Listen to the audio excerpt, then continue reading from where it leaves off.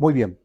La semana pasada vimos lo que fue el punto 3. Estamos viendo lo que es la misericordia de Dios. Estamos viendo que el término de misericordia en español pues es muy vago, es muy corto. En el idioma hebreo se utiliza una palabra que se llama Gesed y es la que tienen ahí en sus hojitas y va muchísimo más allá del concepto simple de lo que es para nosotros en español misericordia, ¿no? Ya vimos lo que es, se utiliza esta palabra, lo que es en pactos humanos, lo que es en pactos divinos, lo que hizo Dios referente con Israel. En el punto 3 que vimos la semana pasada, vimos que se expresa esta palabra o este concepto en situaciones de perdón y restauración. ¿Sí recuerdan un poquito de lo que vimos la semana pasada en cuanto a ese punto? Solamente como un breve repaso. ¿Qué vimos? Nada más referente al punto 3, en situaciones de perdón y restauración. Uno por uno, por favor. Adelante. Pues que nosotros no merecemos el perdón, sino por la gracia y la misericordia de Dios es el que nos concede eso, siempre y cuando nosotros nos arrepintamos y que dejemos que Él restaure nuestras vidas. A la hora de mostrar Dios su misericordia, también lo hace con el propósito de ¿qué? De lo que acaba de decir, restaurar nuestras vidas, ¿no? Veíamos que no era un qué borrón y cuenta nueva, ¿no? Sino realmente era una restauración. En este caso lo vimos y nos enfocamos netamente en el pueblo de Israel. ¿Sí lo recuerdan? ¿Sí? Bien, muy bien. Punto 4. También vimos que en la relación bidireccional entre Dios y la humanidad, ¿qué veíamos en ese punto? ¿Sí recuerdan? ¿Sí recuerdan que Dios decía, es que el pueblo de Israel le quería ofrecer sacrificios, le quería ofrecer ofrendas a Dios, y Dios qué decía? No le agradaban. ¿Qué era lo que quería Dios? Que simplemente nosotros buscáramos la justicia, buscáramos la misericordia, el amor, y que anduviéramos humildemente con nuestro Dios. ¿Sí? Veíamos Dios, el Dios de la Biblia es un Dios religioso en lo absoluto. ¿Sí? El Dios de la Biblia quiere que seamos, porque el hecho de que leamos la Biblia, seamos los más religiosos del mundo, que hagamos muchas cosas que nos inventamos para nuestra religión y que por eso, si no los cumplimos, nos vamos a ir al fuego eterno. No, ¿verdad?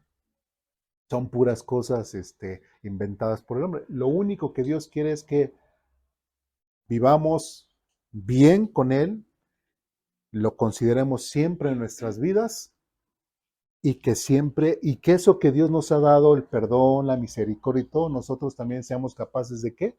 Expresarlo a los demás. Es lo único. Quiere religiosidad en nosotros, quiere que nos comportemos de una forma, pues sí, religiosa, pues realmente no. ¿De qué le sirve a Dios? No. De qué le servía todos esos sacrificios, todas esas ofrendas de animales sacrificados? ¿De qué le servía a Dios? ¿Le agradaban? En lo absoluto, ¿no? Bueno, muy bien. ¿Dudas, preguntas, comentarios, reclamaciones en esos puntos?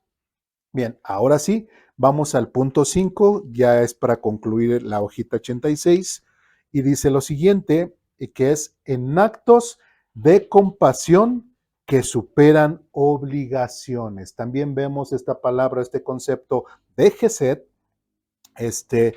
que se expresa en actos de compasión que superan obligaciones. Bien, ahí en su hojita dice lo siguiente, el Gesed de Dios, cuando actúa con una compasión que trasciende toda obligación, no es un amor calculado por deber, sino un impulso generoso que sorprende, desafía expectativas y redefine lo que significa ser fiel. En estos actos, Dios no se limita a cumplir promesas o aplicar justicia retributiva. Su gesed se expande como un abrazo inesperado, especialmente hacia quienes por ley o mérito no lo merecen, ¿sí? Entonces es muy parecido a lo que va aunado lo que es el tema de la gracia, ¿recuerdan? Todos nos merecemos el amor de Dios, la gracia de Dios, ¿nos lo merecemos o hay aquí alguien que diga, no, sí, yo me lo merezco?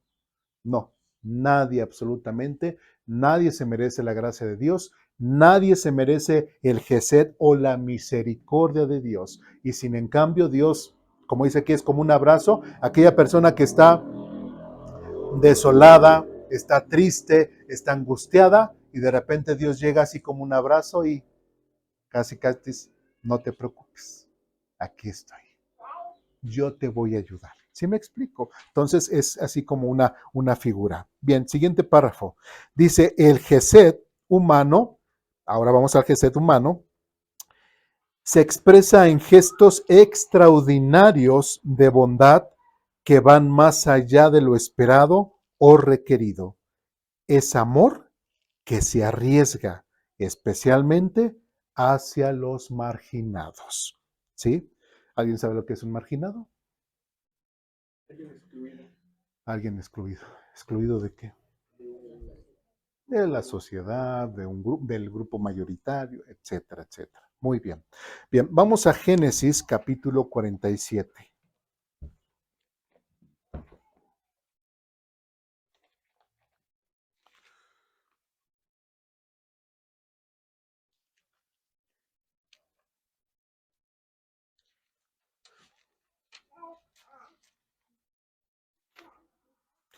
Génesis capítulo 47, versículos del 29 al 31.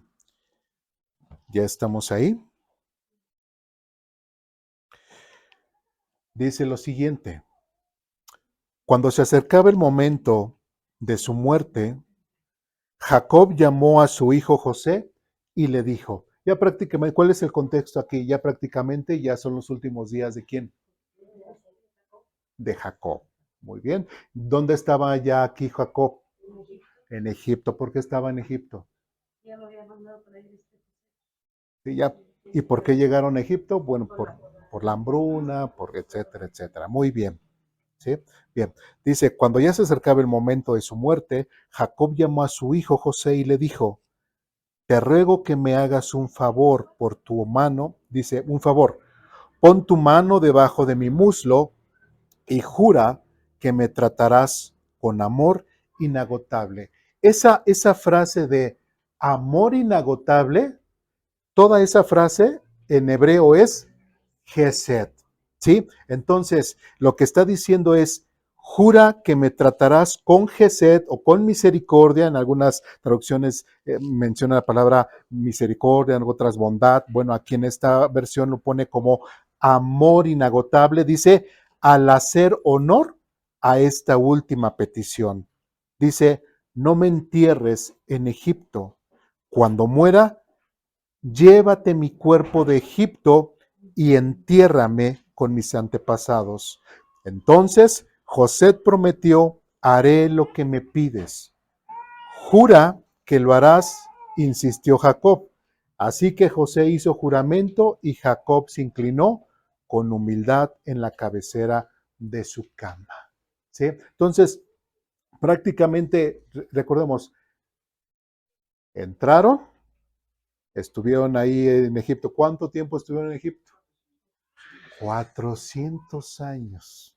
José juró algo que él iba a cumplir.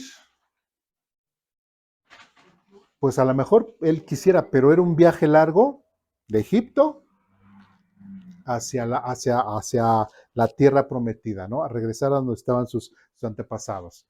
¿Cuántos años iban a estar en Egipto? 400 años. Y cuando nosotros vemos, cuando ya salen junto con Moisés, ¿sí? ¿Qué llevaban? Llevan tanto esto como los huesos de quién? De José. ¿Sí? Fíjense, trascendió el Gesed, trascendió ese cumplido, esa promesa, esa fidelidad, después de 400 años, trascendió ¿sí? Y hubo ese concepto de que, Gesed, por eso el concepto Gesed o esto de la palabra que se traduce con misericordia, como se dice, este amor inagotable es muchísimo más allá porque trasciende. No sé si soy claro, ¿sí? No nada más es el hecho de hacer una promesa así, como dicen, de dientes para afuera, sino es una actitud de que va muchísimo más allá, trasciende mucho más, ¿sí? Bien. ¿Dudas, preguntas, comentarios, reclamaciones hasta aquí? No. Bien, vamos ahora al libro de Josué.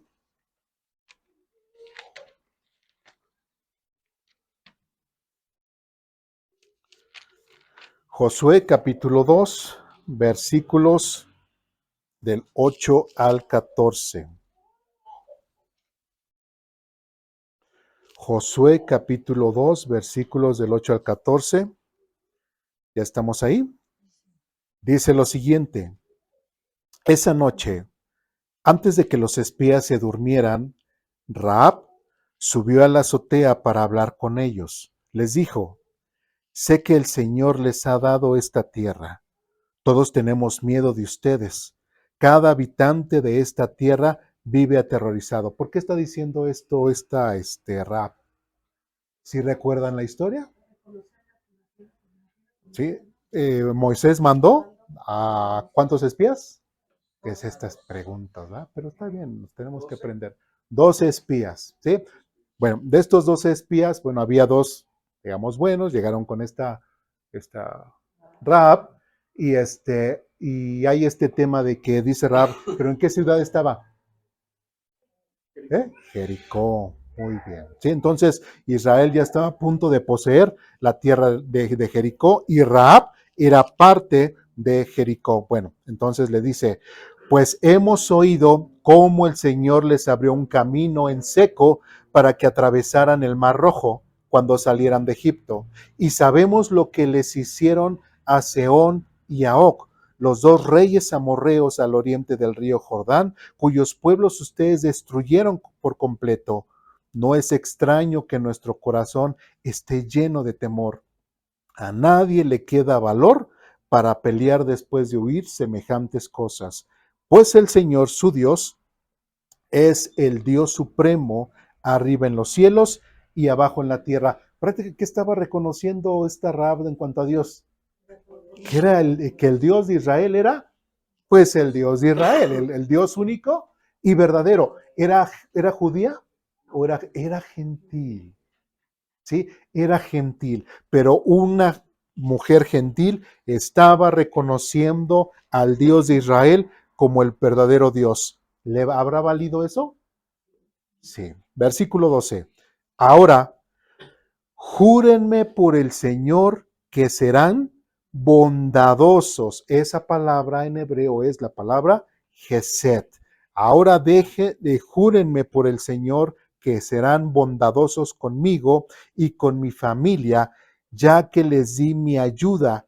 Denme una garantía de que cuando Jericó sea conquistada, salvarán mi vida y también la de mi padre y mi madre, mis hermanos y hermanas y sus familias. Versículo 14. Te ofrecemos nuestra propia vida como garantía por la tuya. Te lo prometieron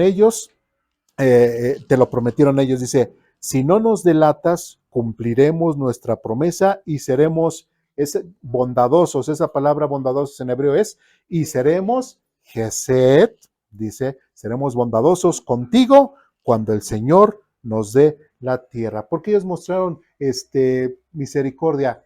¿Cuál era el mandato de Dios? Ellos tenían que matar a quienes? A todos, prácticamente a todos, ¿sí?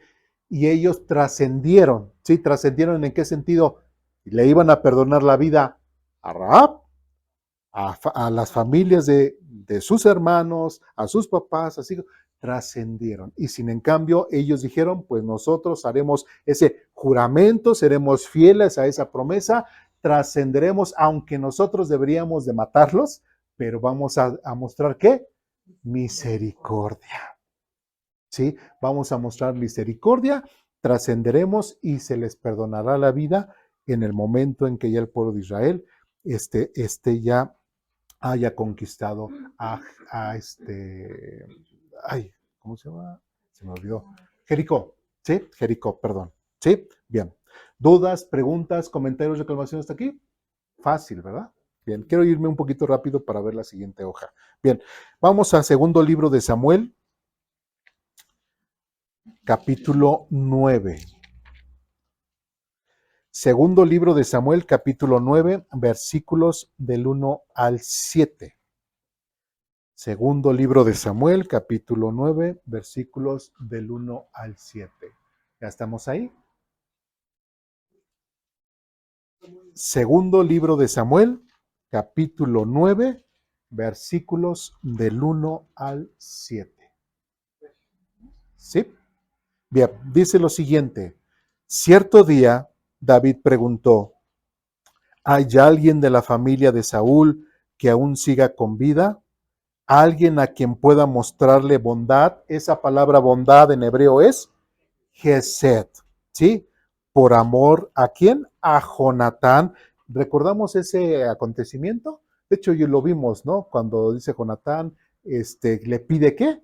Gesed, igual usa la palabra, le pide Gesed, que cuando reconoce Jonatán, pues que David es ¿qué? Pues el rey escogido por Dios. Entonces le dice, pues cuando ya seas rey, cuando ya estés enfrente, pues ten misericordia de mi familia. Entonces, trascendió la promesa de David, ¿cierto o no? No dijo, pues ya no está Jonatán. Ahora sí que ojos que no ven, corazón que no siente, ¿verdad? Pero David dijo eso. No. Él hizo una promesa y ahora estaba buscando cómo cumplirla. O sea, ahora también él preguntaba porque realmente después de la situación con Saúl, cuando fue quitado su reino, también fue masacrado su familia, fueron quitadas sus posesiones, etcétera. Había posibilidad de que existiera alguien de la familia de Saúl y en especial algún hijo de Jonatán. No, era muy difícil. Por eso estaba preguntando, o por lo menos David no lo tenía a la vista. ¿Sí? No lo conocía. Bueno, seguimos, ya solamente para contextualizarnos. Versículo 2. Entonces mandó llamar a Siba, un hombre que había sido uno de los siervos de Saúl. ¿Eres tú Siba? Le preguntó el rey. Sí, señor, lo soy, contestó Siba. Enseguida el rey le preguntó, ¿hay alguien de la familia de Saúl que todavía viva? De ser así, quisiera mostrarle la bondad. Esto de la bondad en hebreo es Gesed, ¿sí? Una misericordia que va más allá. Pero no solamente dice, quisiera mostrarle el Gesed de Dios, no solamente en la forma humana, sino muchísimo más allá. Dice, Siba le contestó, sí, uno de los hijos de Jonatán sigue con vida, está lisiado de ambos pies. ¿Dónde está? Preguntó el rey. En Lodaber, le contestó Siba, en la casa de Maquir, hijo de Amiel. Entonces David mandó a buscarlo y lo sacó de la casa de Maquir. Su nombre era Mefiboset, era hijo de Jonatán y nieto de Saúl. Cuando se presentó ante David, se postró hasta el suelo con profundo respeto. David dijo, saludos, Mefiboset. Mefiboset respondió, yo soy tu siervo. No tengas miedo, le dijo David. Mi intención es mostrarte mi bondad. Esa mi bondad es Gesed, dice, por lo que le prometí a tu padre Jonatán, te daré todas las propiedades que pertenecían a tu abuelo Saúl y comerás aquí conmigo a la mesa del rey. ¿Sí? Entonces, se dan cuenta, no solamente es tener misericordia por tener misericordia. La misericordia de Dios o el concepto de Gesed va muchísimo más allá de lo que nosotros humanamente a veces hacemos, ¿sí? O practicamos, ¿sí? El hecho de tener misericordia. Bien, ¿dudas, preguntas, comentarios, reclamaciones en este punto? Fácil, ¿verdad? Bien, ahora sí, le voy a pedir al staff si nos ayuda a compartir la siguiente hojita, por favor. Bien. Esta es la página 87.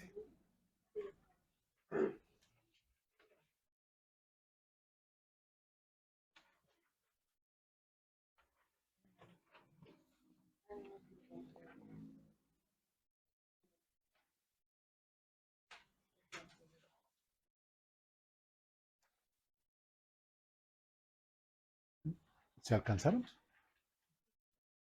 ¿Se alcanzaron? Sí.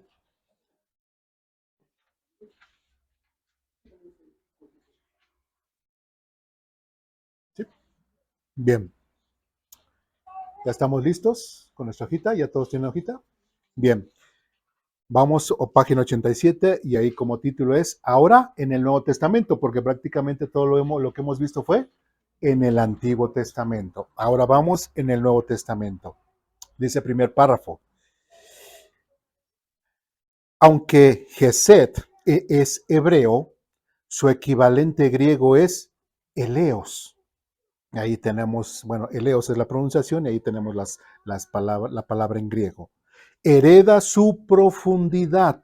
Dice, Jesús encarna el Gesed divino al sanar, perdonar y dar su vida y etcétera, etcétera. Entonces, cuando pasamos al idioma griego, ¿en qué idioma se escribió la Biblia?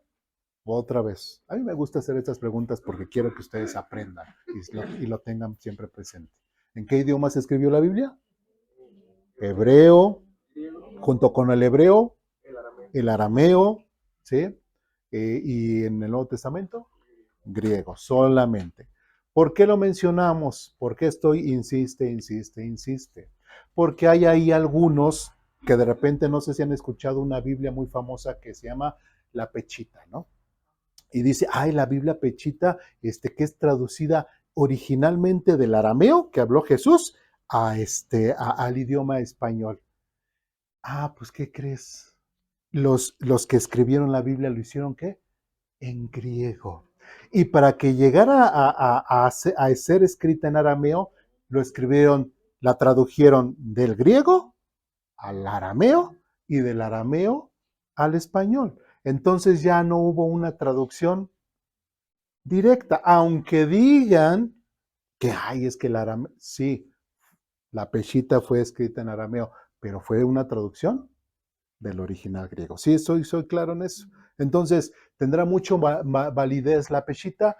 Pues de cierta forma nada más como es un escrito antiguo, nada más es como para reafirmar algunos textos antiguos, pero realmente fue una traducción posterior, aunque haya sido en, en arameo, ¿sí? Entonces, también otra situación.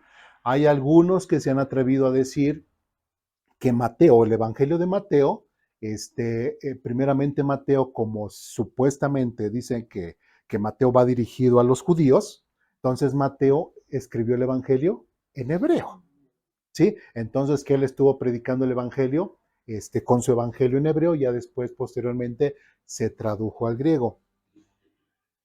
Y eso, lamentablemente, es una idea incorrecta. ¿Por qué? Porque no hay ningún hallazgo arqueológico en donde se haya encontrado un Evangelio de Mateo en hebreo. Entonces simplemente se queda en mera suposición. Todos los hallazgos que se han encontrado, los más antiguos, son en griego. ¿Sí me explico? Entonces, por eso es importante explicar esa situación, porque muchas veces, igual hay otro, un famosísimo llamado el Código Real. ¿Lo han escuchado? Bueno, esa es una traducción, eso es de los judaizantes, entonces empiezan a meter cosas, están en el Nuevo Testamento, el idioma es griego y empiezan a meter cosas judaicas, etcétera. Entonces también hay mucho cuidado, ese código real no es la Biblia, etcétera, etcétera. No, no está bien hecho. También otra cosa, ya hablando de esto, lo que es la Biblia de la traducción del Nuevo Mundo, ¿la conocen? La traducción del Nuevo Mundo es la traducción de los testigos de Jehová. Esa no es una Biblia, esa no es una Biblia, se le metió mano, prácticamente las personas que dicen que lo tradujeron no han publicado, como decirlo así, el comité de traducción. Entonces, al no tener un comité, porque todas estas Biblias que nosotros tenemos, la Reina Valera, la que nosotros usamos, la NBI, todas, si uno va y dice quién tradujo o quién participó en esta traducción, te vas y ahí está la lista, y no, pues eh, ¿cómo es? Un experto en idiomas bíblicos, experto en lenguas antiguas, o sea, gente que tiene realmente la capacidad de hacer las traducciones. En el caso de los testigos de Jehová, uno busca y no existe. ¿Por qué? Porque la ocultan. Porque dicen, no, es que fue con gente que sabía, con especialistas y que no sé qué, quiénes.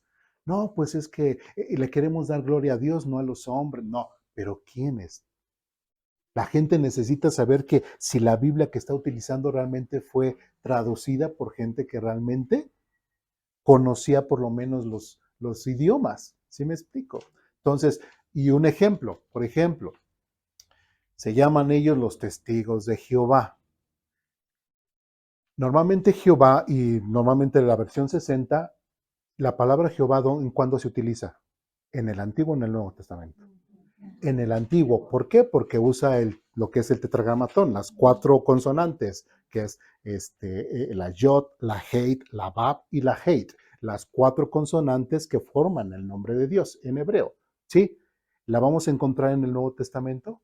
No, porque fue escrito en griego. Entonces ellos en su traducción del Nuevo Mundo ponen en el Nuevo Testamento, cuando se habla de Dios y todo, ponen la palabra Jehová, cosa que altera completamente el texto, y el texto original no menciona la palabra Jehová. Y de hecho ya está más comprobado que es más parecido a la palabra Yahvé que Jehová. De hecho, así como le digo, la Yod es la Y. ¿Sí? El nombre de Dios empieza con Y, no empieza con J. ¿Sí? Y así. Entonces, empezando por la primera letra. ¿Sí? Entonces, por eso es importante conocer y saber y estar seguros y tener conocimiento de en qué idioma se escribió, porque si viene alguien, así como dice Pablo en Gálatas, aún si viene un ángel y les muestra, ay, sí es cierto, ¿verdad? No, tenemos que estar completamente seguros de lo que sabemos y aprenderlo, ¿sí? Porque si no, nos pueden zarandear y mover y llevarnos por cualquier viento de doctrina. ¿Sí vamos bien? ¿Dudas, preguntas, comentarios, reclamaciones hasta aquí? ¿No? Bien. Seguimos adelante. Entonces, nada más leímos el primer párrafo, ¿verdad? Bien, siguiente párrafo. La palabra eleos en el Nuevo Testamento es un faro que ilumina el corazón mismo del mensaje cristiano. La misericordia divina encarnada en Jesús de Nazaret. Un amor que no solo conmueve, sino que actúa, redime y transforma.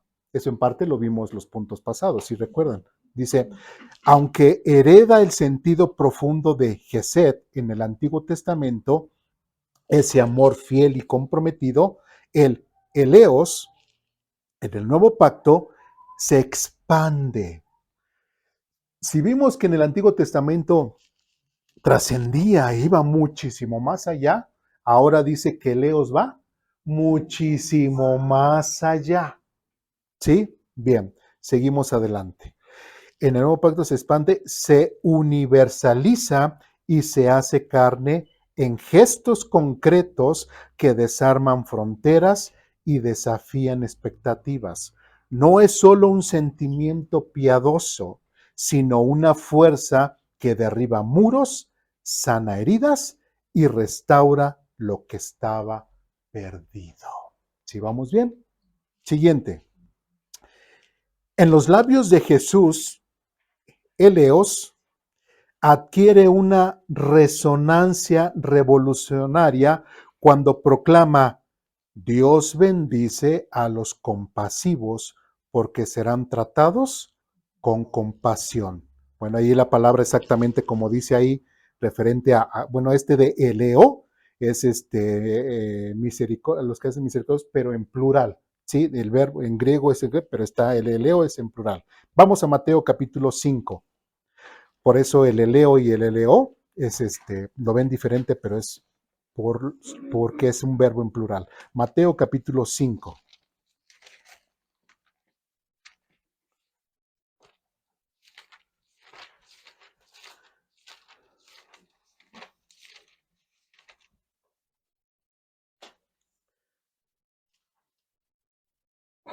Mateo capítulo 5. Bien, aquí me voy a detener un poquito.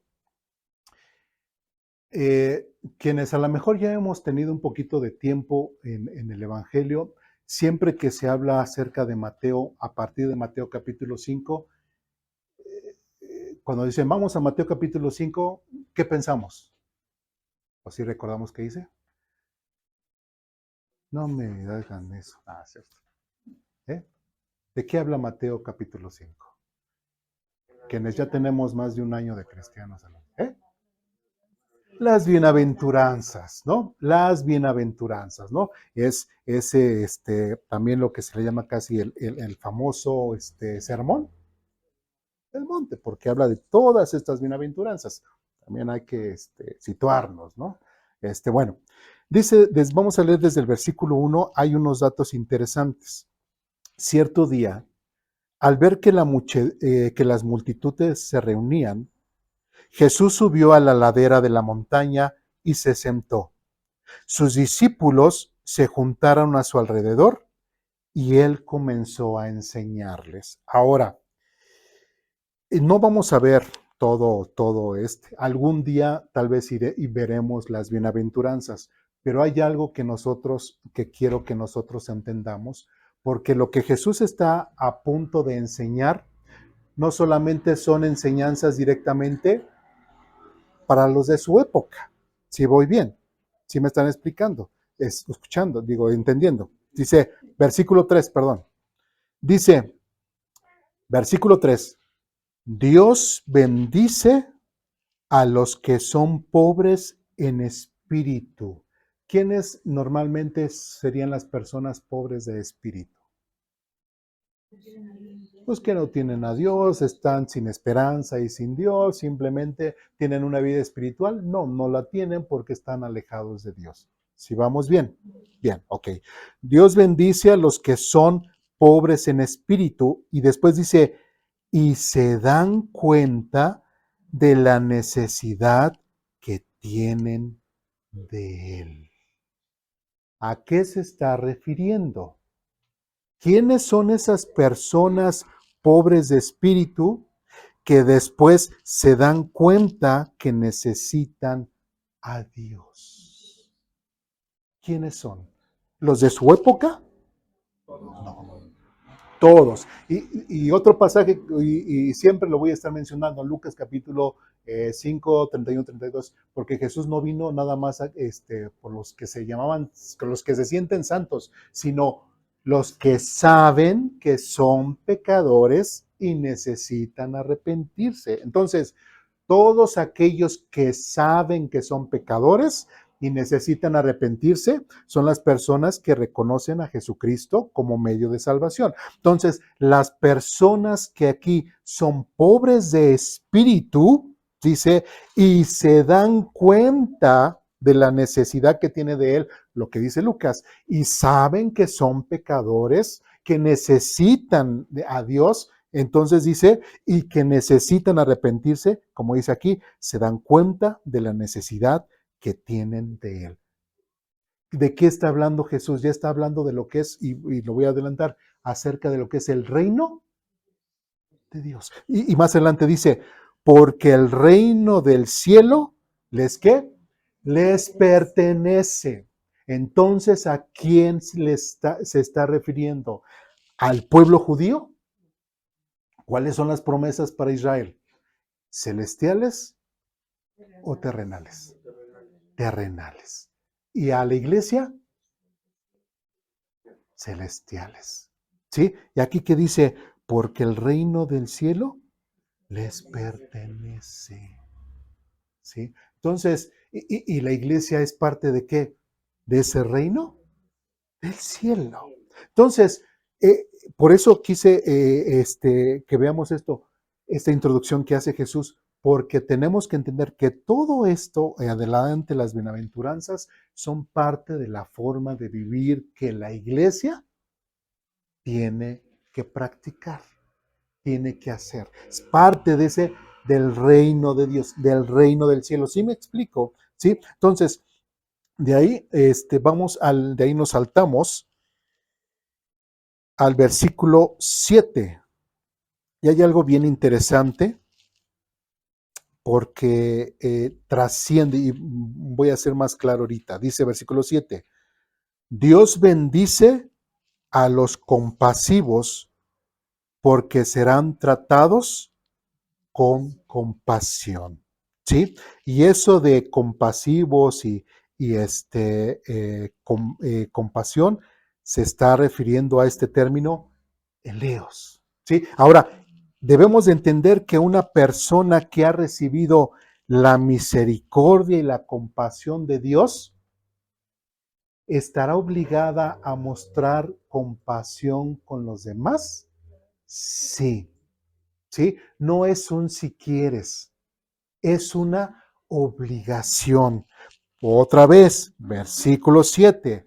Dios bendice a los compasivos porque serán tratados con compasión. ¿Sí? Entonces, toda persona que ha recibido a Jesucristo como medio de salvación, que ha entendido lo que Cristo hizo por él en la cruz, que ha entendido el perdón de Dios, que ha entendido lo que Dios tuvo que sufrir para que nosotros pudiésemos ser salvos, ¿sí? No puede ser que esa persona, después de entenderlo, comprenderlo, asimilarlo y que el Espíritu Santo venga ahora a su vida, diga, pues sigo odiando a mi padre, sigo odiando a mi primo, sigo odiando a mi jefe del trabajo, no aguanto a mi esposa, no aguanto a mi esposo. ¿Sí me explico? No puede ser posible eso, porque se supone que sería una persona que renovada, una persona que está dispuesta más a perdonar que a odiar, una persona que está dispuesta más a mostrar el amor de Dios que a mostrar inclusive la indiferencia o hasta el odio o el rencor hacia ciertas personas. ¿Sí?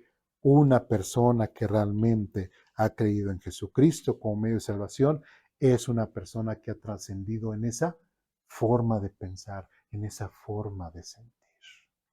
¿Sí? Bien.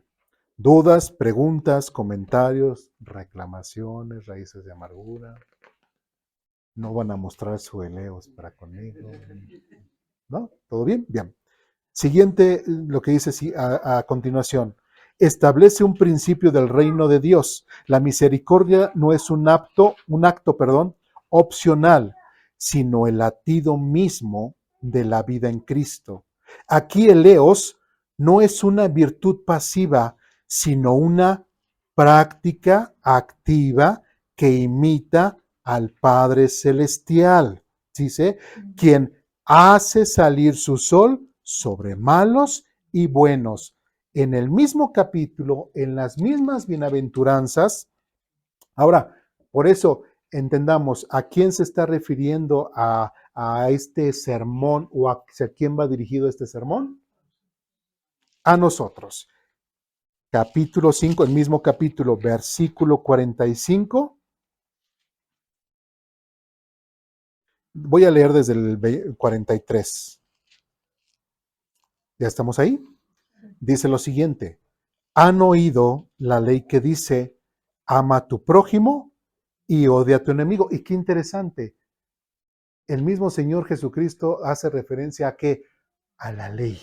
En donde la ley dice, ama a tu prójimo y odia a quién? A tu enemigo. Eso es lo que dice en la ley. Después dice 44, pero yo digo, ¿alguien podría decirle a Jesús, bueno, ¿y tú quién eres? No, ¿verdad? Jesús está por arriba de la ley, ¿no? Jesús está por arriba absolutamente de todo. ¿Hay mayor autoridad que Jesús? No, porque Jesús es que el mismo Dios. ¿Sí? Entonces dice, pero yo digo, ama a tus enemigos, ora por los que te persiguen. De esa manera, fíjense cómo dice, estarás actuando como verdadero hijo de tu Padre que está en el cielo. ¿Sí? El hecho de que diga, de esa manera estarás actuando como hijo de tu Padre que está en el cielo, ahora ahí confirma nuevamente el hecho de que a quién va dirigido.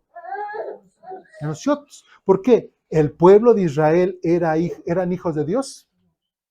No. ¿Sí? Y de hecho, ¿por qué querían matar a Jesús? Porque él se hacía hijo de Dios.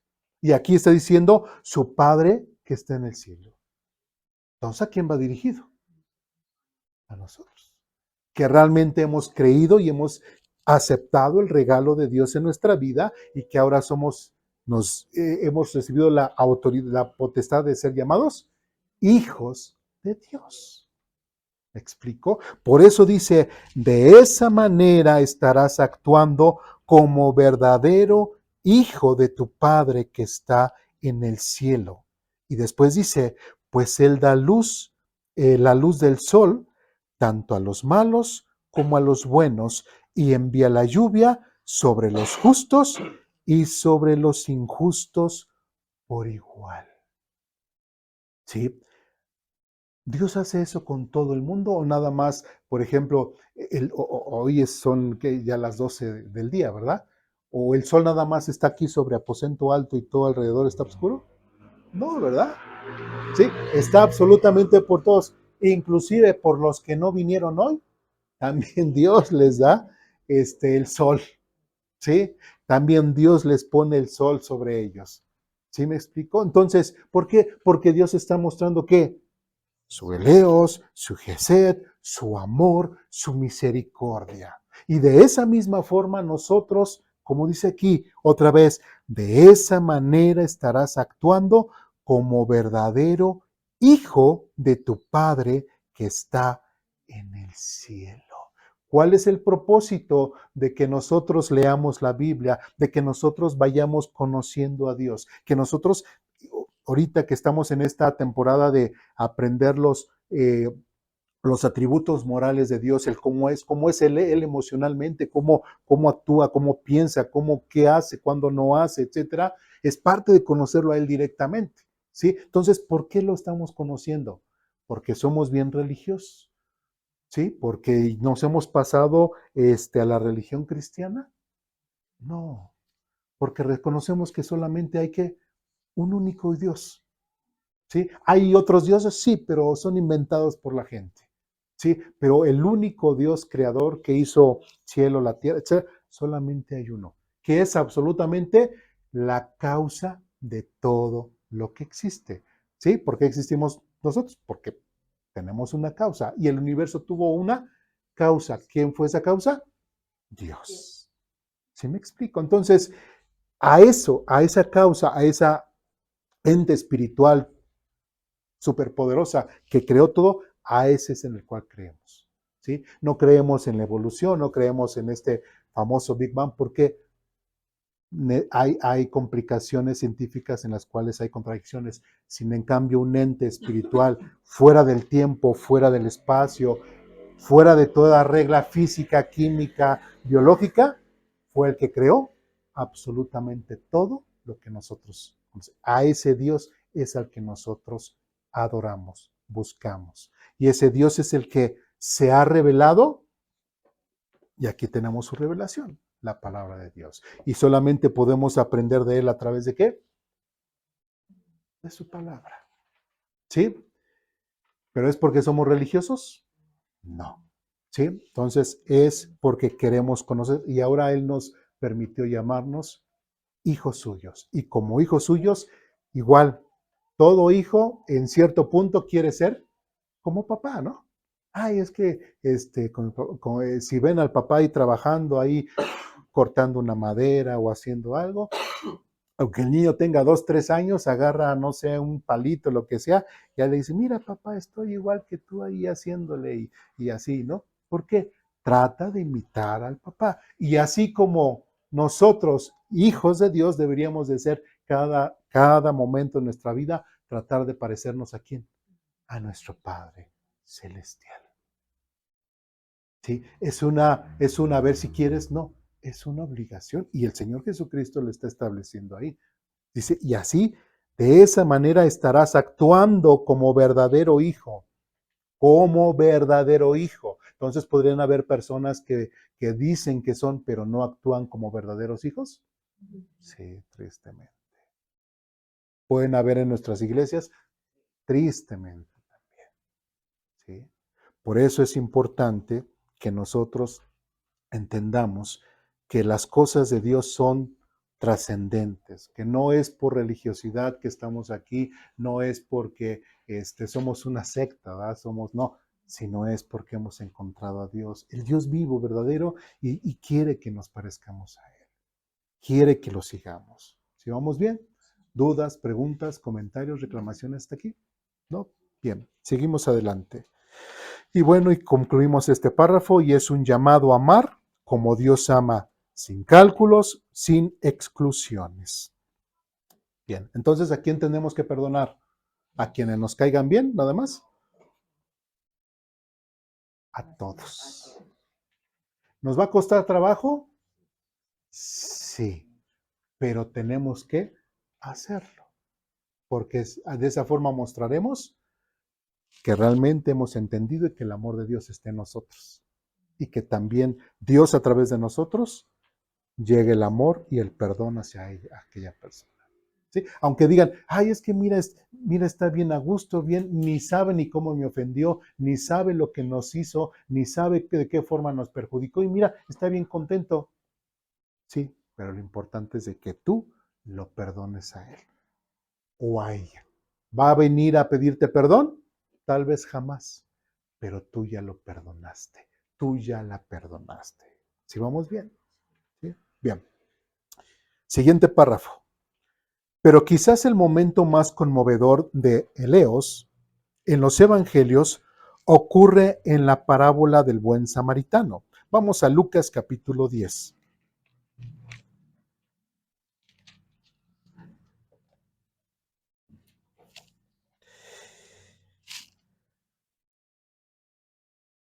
Sí. Bueno, en Lucas capítulo 10, del versículo 25 al 37, bueno, dice, un hombre medio muerto yace en el camino, bueno, estoy leyendo aquí el párrafo, abandonado por los religiosos que priorizan el ritual sobre la compasión. Si recordamos para no leer la parábola, porque ya la hemos leído, si recuerdan, ¿quién pasó primero? ¿Quién pasó después? ¿Y quién pasó después? ¿Sí recuerdan? A ver, recuerdan, pero a ver quién. un escriba, un sacerdote, y que eran ¿qué? Muy religiosos, ¿sí? Y vieron a la persona y pudieron haber pensado que estaba muerta, ¿sí? Y porque ellos como religiosos no podían acercarse, porque la ley se los impedía. Entonces ellos eran más religiosos que misericordiosos, ¿sí? Pero viene un samaritano, ¿sí? ¿Quiénes eran los samaritanos? Los enemigos de los judíos.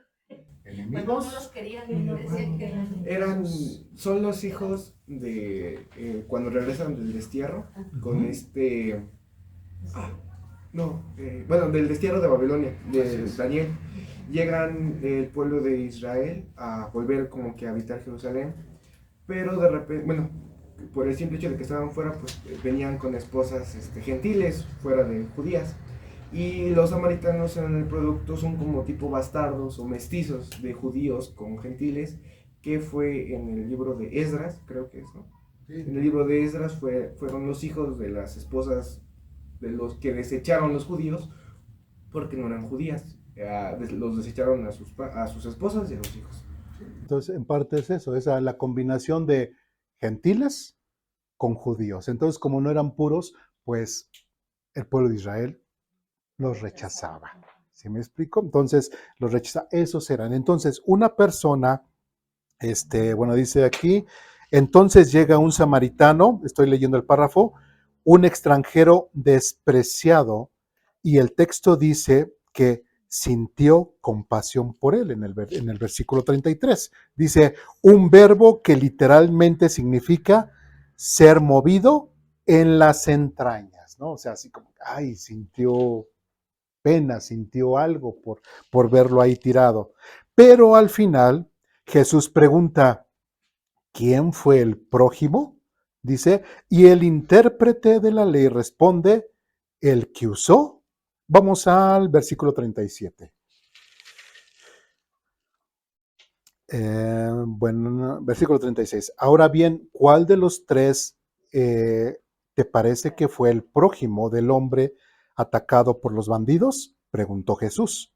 El hombre contestó, el que mostró compasión. Esa palabra compasión en el griego es eleos. El que mostró, eleos. Dice, entonces Jesús le dijo, así es, ahora ve y haz tú lo mismo. ¿Sí? Entonces, un samaritano mostrando eleos o compasión y misericordia con otra persona que lo estaba ¿qué? Despreciando. O sea, no es un judío que vio a un samaritano, es un samaritano que vio a quién, a un judío.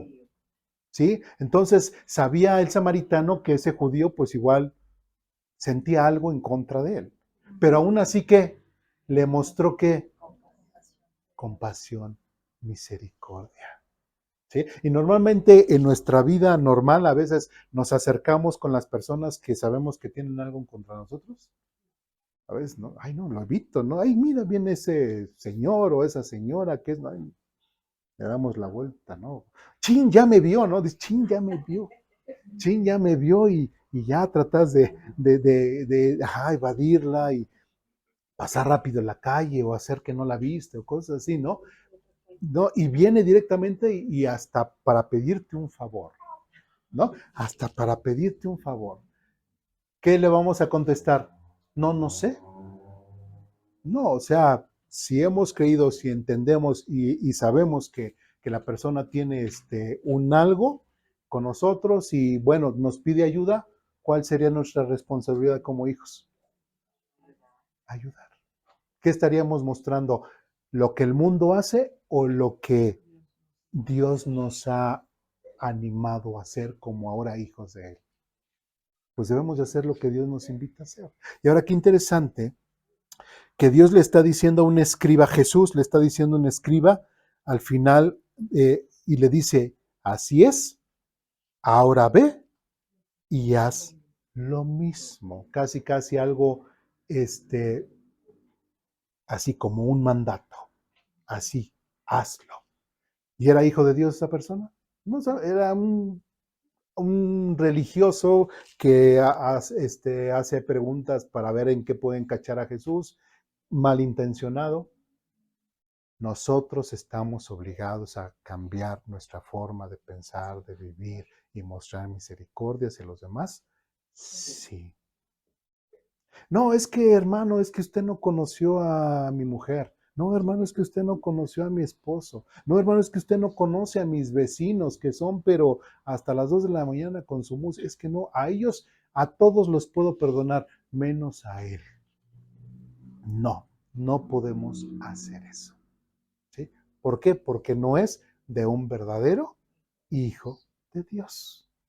Y tenemos que mostrar amor, misericordia, gracia, porque es lo que hemos recibido. ¿Sí? Y otro texto, ¿no? Parafrasearlo, ¿no? Y lo que hemos recibido, de lo que hemos recibido, damos. Si alguien considera que no ha recibido el amor ni la gracia de Dios, pues es lógico entender que no la da y que nunca la va a dar. Pero aquella persona que ha recibido de Dios el amor, la gracia, el perdón, la misericordia, las bondades de Dios, ¿qué es lo que va a dar? Eso mismo. ¿Sí me explico? ¿Sí? Bien. ¿Dudas, preguntas, comentarios, reclamaciones hasta aquí? No. Y después dice, aquí el eos es más que un sentimiento, es acción que cuesta tiempo. ¿Le costó tiempo al samaritano? Sí. ¿Le costó dinero? Sí. ¿Le costó el riesgo? Porque pudo haber sido maltratado hasta matado por los judíos. Sí, también. Y desafía prejuicios. El samaritano no solo siente lástima, invierte su vida en restaurar la del otro. ¿Sí? Invierte su vida en restaurar hacia el otro. Siguiente párrafo. El eleos también tiene un rostro humano. Jacobo o Santiago, recordemos que realmente debería de llamarse Jacobo, no Santiago, esta epístola, dice, advierte, no habrá eleos para quienes no hayan tenido eleos de otros. Vamos a la epístola, capítulo 2, versículo 13.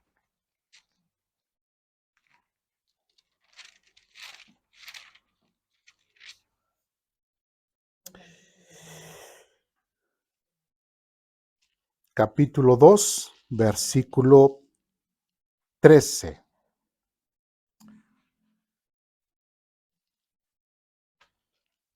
¿Ya estamos ahí? Dice lo siguiente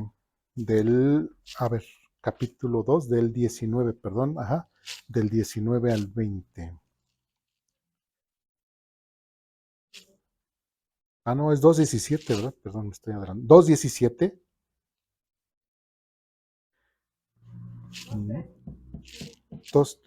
Me estoy saltando, sí, 2:13. 2:13 dice lo siguiente, no habrá compasión, esa palabra compasión en griego es eleos, no habrá compasión para quienes no hayan tenido compasión o eleos de otros. Pero dice, pero si ustedes han sido compasivos, Dios será misericordioso con ustedes cuando los juzgue. Santiago, ¿a quién se está dirigiendo? ¿A cristianos o no cristianos? ¿A no cristianos? A cristianos, ¿sí? Se está refiriendo a cristianos. Y de hecho, bueno, en el capítulo 1 exactamente dice versículo 1, yo Santiago, esclavo de Dios y del Señor Jesucristo, escribo esta carta ¿a quiénes? A las 12 tribus, ¿sí? Refiriéndonos ¿qué? Al pueblo ¿qué? Judío. Y después dice, los creyentes judíos, pero ya creyentes ahora ¿qué? Cristianos. Dice que están dispersos por el mundo. Entonces, sí, cuando nosotros leamos Santiago, por eso es importante leer ese contexto y saber a quién se está refiriendo, porque entonces podríamos entender que muchas de las cosas que menciona aquí Santiago tienen un contexto que judío, y como tal lo tenemos que entender de una forma judía, si vamos bien, pero también se está refiriendo a personas que han creído en Jesucristo y como tal dice, no habrá compasión para quienes no hayan tenido compasión de otros. Se los está diciendo a judíos creyentes, se los está diciendo también en parte a nosotros ahora como creyentes. Y dice, pero si ustedes han sido compasivos, Dios será misericordioso con ustedes cuando los juzgue. Ahora recordemos, nosotros como hijos de Dios vamos a perder la salvación, ¿no?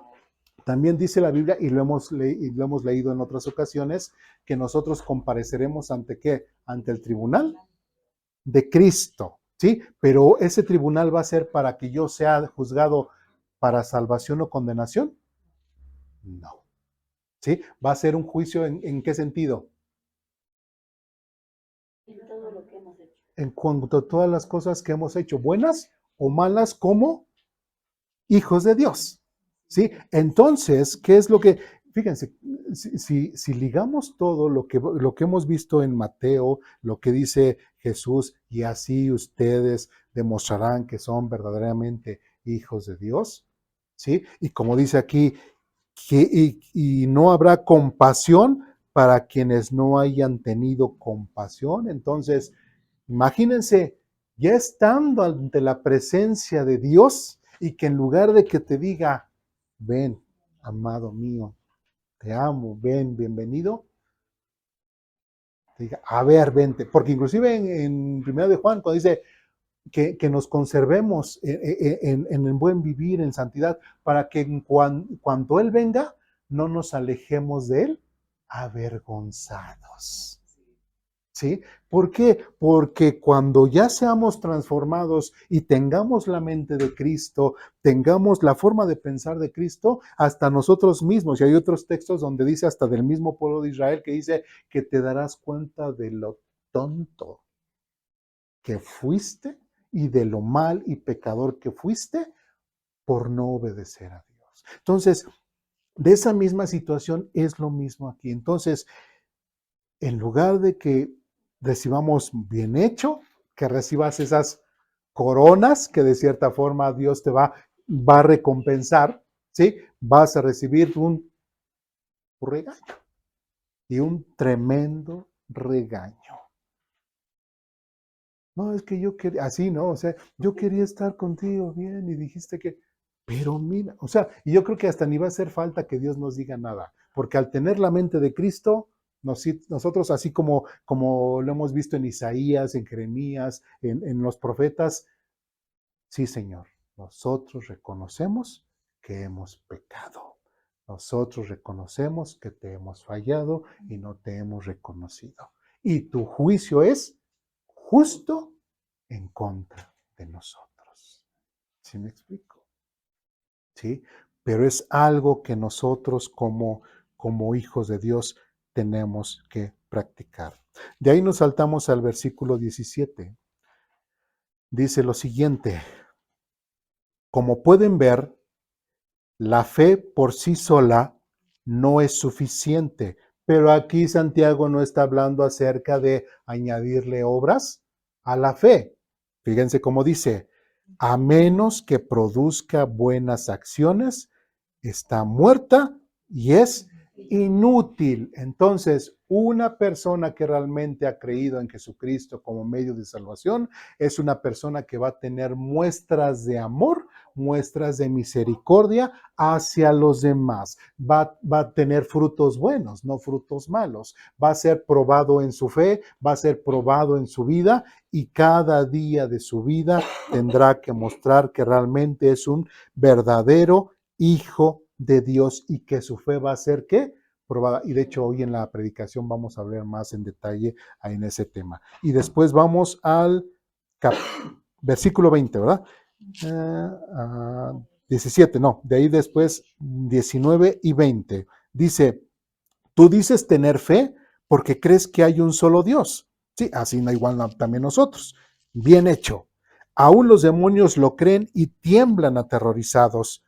Y después él me dice, pues, qué tontería. ¿Acaso no te das cuenta de que la fe sin buenas acciones es inútil?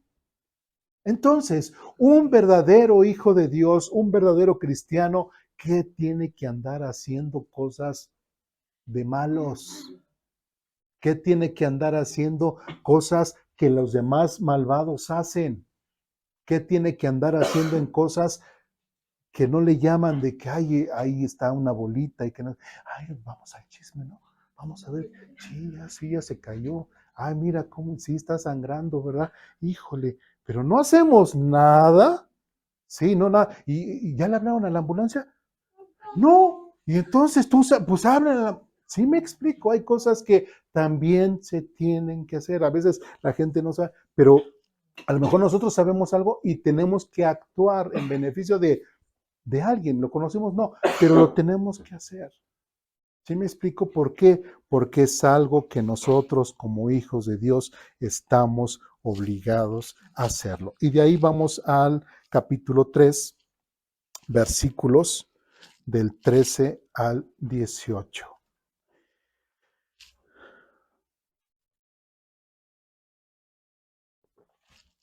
¿Estamos ahí? Dice lo siguiente. Si ustedes son sabios y entienden y qué bonito lo dice.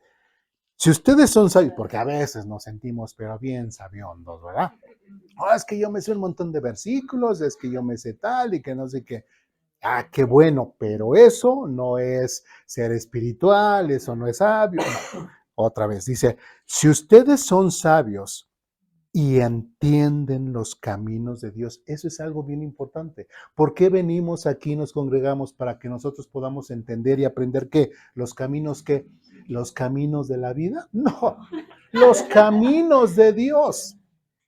Los caminos de Dios. ¿Sí? Y los caminos de Dios son muy diferentes a los caminos de la vida. ¿Sí? Y eso es a lo que venimos a aprender. Y de ahí obtenemos nuestra sabiduría. Si ustedes son sabios y entienden los caminos de Dios, ¿te dice qué? Demuéstrenlo viviendo una vida honesta y haciendo buenas acciones con la humildad que proviene de la sabiduría. ¿Se está contradiciendo Santiago? ¿Estará contradiciendo a Jesucristo? ¿Está contradiciendo todo lo que hemos visto en el Antiguo Testamento referente al Gesed de Dios, referente a lo que es Eloes? No. Sí, versículo 14, pero si tienen envidias amargas, ambiciones egoístas en el corazón, no encubran la verdad no encubran la verdad con jactancias y mentiras, pues la envidia y el egoísmo no forman parte de la sabiduría que proviene de Dios. Dichas cosas son terrenales, puramente humanas y demoníacas, pues donde hay envidias y ambiciones egoístas, también habrá desorden y toda clase de maldad. Versículo 17. Sin embargo, la sabiduría que proviene del cielo es ante todo pura y también ama la paz. Siempre es amable y dispuesta a ceder ante los demás. ¿Está llena de qué? Compasión. Y compasión en griego es eleos. Y del fruto de buenas acciones.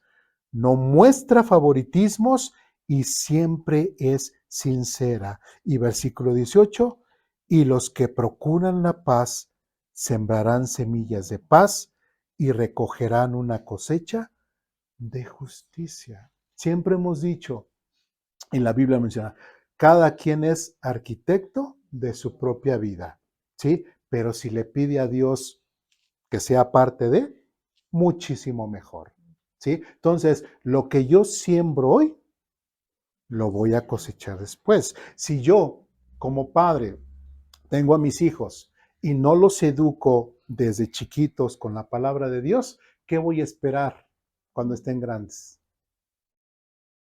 ¿Que estén cerca de Dios? No, ¿verdad? Que se alejen. Si yo empiezo en mi relación con mi esposa o mi relación con mi esposo, empiezo a sembrar raíces de amargura, rencores, empiezo a sembrar malas palabras, malos tratos, cosas de esas, ¿qué voy a cosechar? ¿Cómo va a terminar el matrimonio? Mal, destrozado. ¿Sí me explico? Y otro ejemplo que veíamos igual, y perdón que lo repita, la semana pasada, si yo empiezo a cosechar cosas en una relación que no le agrada a Dios, en otras palabras, en yugo desigual, si yo empiezo a sembrar, ¿sí? ¿Qué voy a cosechar? Una relación que también no es bendecida por Dios y simplemente me va a alejar de Dios. ¿Sí? Por eso aquí concluye, y los que procuran la paz, todos quisiéramos tener paz, ¿verdad? Todos quisiéramos tener paz y vivir en paz. Y los que procuran la paz, siembran semillas de paz. Y esas semillas de paz, en parte, es lo que vimos en el versículo 13. Si ustedes son sabios y entienden los caminos de Dios, demuéstrelo viviendo, pero eso, y entienden los caminos de Dios. Si tú entiendes los caminos de Dios, ¿en qué cosas vas a sembrar? En cosas en las cuales Dios le agrada, en cosas en las cuales Dios dice, si te vas por este camino, te va a ir bien, pero si te vas por este camino, te va a ir mal. No, me gusta este. Y vamos a lo malo, ¿no? Por este camino que Dios te está dando. Ahí, Dios te dice, mira, ya te hice el surquito. Tú solamente ve echando la semillita. Yo le voy a dar el crecimiento. Cuando tú voltees atrás, verás todo tu trabajo y al final verás la buena cosecha. Pero vete por el sendero que yo te he marcado. Porque si no, como dice aquí, y recogerán una cosecha de justicia, lo contrario sería y recogerás o no recogerás nada. Porque no sembraste realmente conforme a la voluntad de Dios, no sembraste las cosas que realmente eran necesarias para un futuro. ¿Sí? ¿Dudas, preguntas, comentarios, reclamaciones hasta aquí? ¿No? Bien. ¿Vamos bien en este tema? Bien. Pues vamos a orar para terminar. No lo hemos concluido. Seguiremos la semana próxima con este tema. Bueno, esta hojita ya la pueden guardar. No la vamos a ver, pero igual la pueden repasar. Muy bien. Pues vamos a orar para terminar.